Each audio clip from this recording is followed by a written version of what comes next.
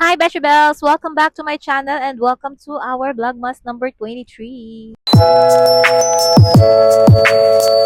So, today is December 23, 11 a.m. na yan.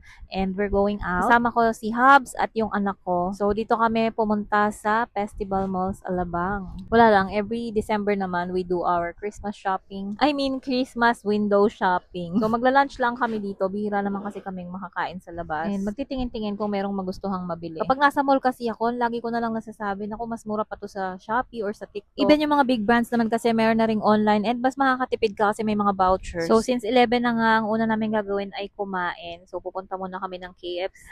I've been so busy this weekend and pagod ako. You know, nag-Christmas party kami ng Dabber Cats, nag-coffee kami ng Sunday. Delay talaga yung mga edit ko ng Vlogmas. And kahapon, wala akong vlog. I'm tired and ang dami kong gawaing bahay, ang dami kong labahin. So, hindi talaga ako nakapag-vlog kahapon. So, wag nyo nang hanapin yung Vlogmas 22. Kasi wala talaga akong na-vlog kahapon and that's okay. So, we're here na sa KFC. Ayan, kain na muna tayo. Ayan, yung anak ko mahilig sa chicken. Kaya ayan, bongga. 2-piece yung chicken nila. Sa akin, 1 piece lang. Okay na ako doon. Actually, nakakatamad lumabas. Alam ko wala akong bibilin dito sa mall dahil maiko-compare ko lang yung price sa online. But yeah, lumabas na rin kami para makakain dito. Mag-lunch out, ganyan. Kasi bihira namin magawa Especially, araw-araw may pasok si Hubs. Pag Sunday naman, ang gusto niya mag-relax sa bahay. So, nag-lunch out lang kami and tingin-tingin kung may mabibili dito. So, 24 na nga bukas, guys. Christmas na. Malapit na rin mag-end itong vlogmas natin. But at least, matatapos ko this year. Parang last year, hindi ko natapos yung vlogmas ko. Parang ilan lang yung na-post ko. And ngayon, so far, isa lang ang wala ako. Pero itutuloy-tuloy natin hanggang sa 25. Wala lang, nag-i-enjoy din naman akong gawin to. Kaya lang minsan talaga wala akong ma-vlog